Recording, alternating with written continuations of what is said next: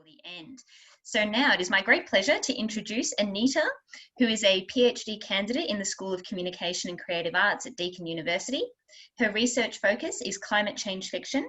Through an exploration of literary texts representative of climate concerns, Anita is examining the ways that these texts use space and time to critically comment against climate devastation. She's written a paper, The End of the Road, Constructing the Enigmatic Character for Instead, and presented at the Double Dialogues Conference at the University of the South Pacific in Suva, Fiji. Handing it over to Anita now. Thank you. Thank you, Evie. Can you hear me okay? Yep. Okay. In only a relatively short period of time, our reality has become that of speculative fiction. Throughout last summer, parts of the nation were ravaged by fire, flood, and drought. And now, as we move through months of lockdown due to the spread of the coronavirus, COVID-19, we are confronted with a global pandemic that has forced much of the world into isolation. This is not too dissimilar to those images in Emily St. John Mandel's Station 11 of Frank and Jeevan confined to Frank's apartment in Toronto as the world outside succumbs to the spread of the Georgia flu and time begins to slow. This slowing of time is something that most of us have felt recently with our own confinement and illustrates the transformative nature of time. These environmental and species-threatening traumas of flood, fire, drought, and pandemic are elements of anthropogenic concern. Interestingly and paradoxically, they have brought capitalism, that which is a key contributor of this devastation, to a grinding and immediate halt. The grounding of aircraft, observable at airports around the world today, is reminiscent of Mandel's illustration of the idle planes that line the tarmac of the Severn City Airport, which have become grounded due to the onset of the Georgia flu.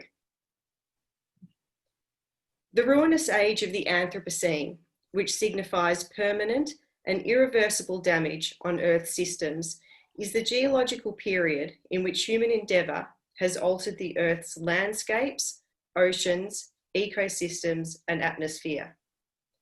Crucial elements of the Anthropocene imagination include extinction, pandemic, energy depletion, and survival, which is indeed what we are faced with in this current global climate.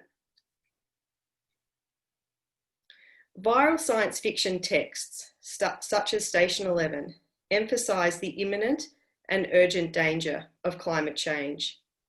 With the impending threat of climate change, writers are compelled to represent visions of uncertain and problematic futures. This has resulted in the emergence of climate fiction. As Adam Trexler contends, the corpus of climate change fiction represents an enormous and growing archive.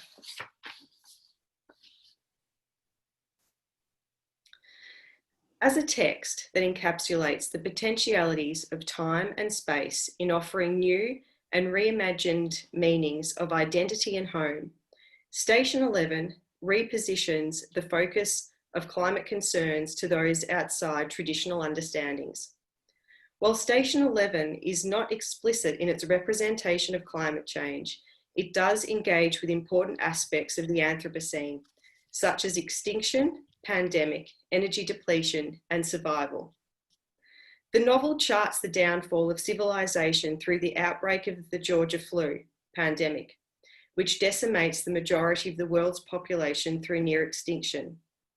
It is aging Hollywood star and actor Arthur Leander, whose death marks the beginning of civilization's fall and who links the novel's main protagonists in an interconnected web that crosses time before and after the collapse. However, unlike traditional post-apocalyptic texts, Station 11 omits the horrific details of the annihilation of civilization, as Mandel turns the novel's focus to the years preceding and succeeding the fall. With its temporal fluctuations between the pre- and post-collapse worlds, Mandel's text follows the journey of the Travelling Symphony, a performance troupe who voyage through the New World reenacting Shakespearean plays for those survivors. Yet, instead of exclusively concentrating on the merit of arbitrary survival, Station 11 considers the virtues of art and culture in enriching the lives of individuals through meaning and remembrance, while also critically commenting against the isolating nature of technology and the corporate world through their inherent downfall. In its speculative account of environmental and climate trauma, Station 11 elucidates a hauntological reading through its manifestations of time and space. As Mark Fisher claims, a broken sense of time is crucial in espousing the deconstructive nature of hauntology, as the haunting presence reveals a disjuncture in time. In borrowing from Hamlet, Derrida asserts that time is out of joint, which marks a distinction between possible and irretrievable futures.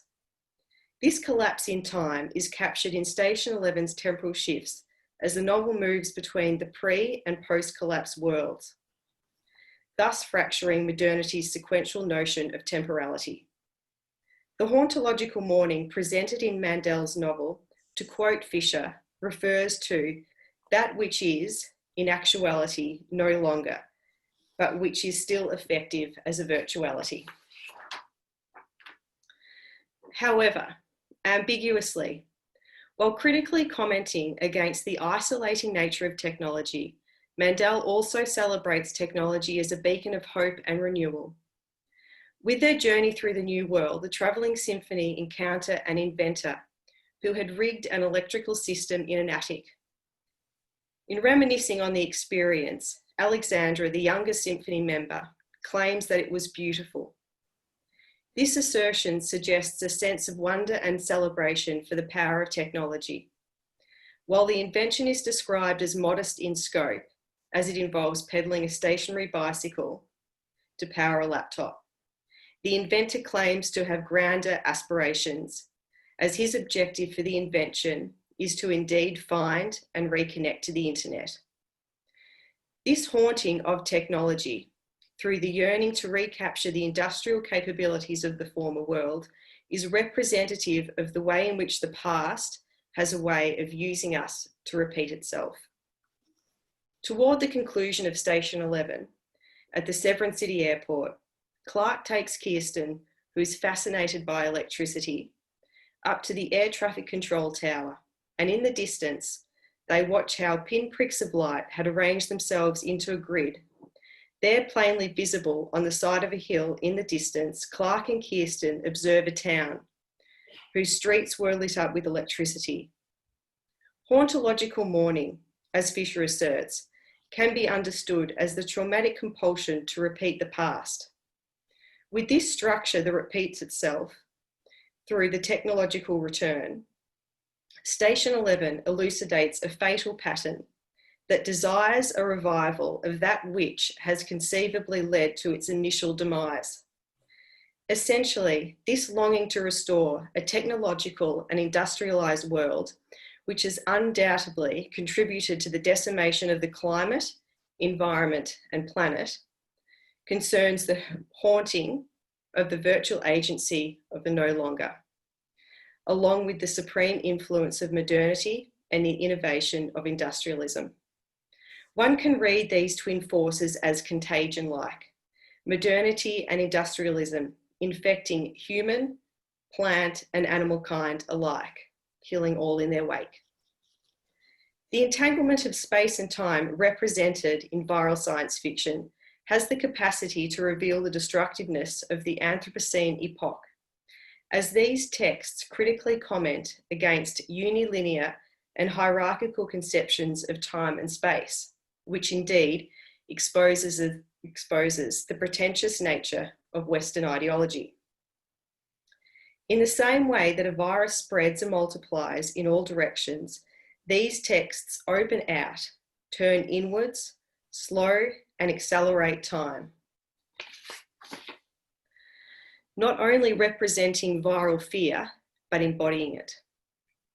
Exploring the complexities that surround the junction and disjunction of time and space in climate crisis novels opens new avenues in understanding concerning the inner mechanisms of hierarchical ideologies and organisational structures, such as capitalism and supermodernity, and their impact on Earth systems.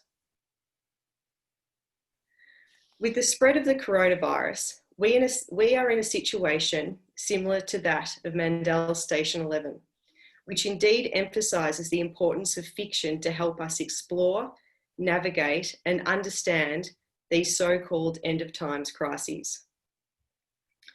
So with the impending prospect of another several months or few weeks of lockdown, issues concerning the coherency, correlation, and conjoining between the spatial and temporal architecture of viral science fiction and what is happening in the time of the coronavirus become increasingly vivid. This is why, in this current state of the world, which sees the spread of a global pandemic, the closing of borders, the cutting of cruise ships afloat, and the grounding of aircraft, all of which are observable elements within climate crisis literature. This is why an exploration of viral science fiction can be considered necessary and crucial at this current time. Thank you. Thank you very much. Titles are always a little tricky for the PhD students, so I'll say thank you to soon to be Dr. Jaboor. That'll be a good title. Excellent.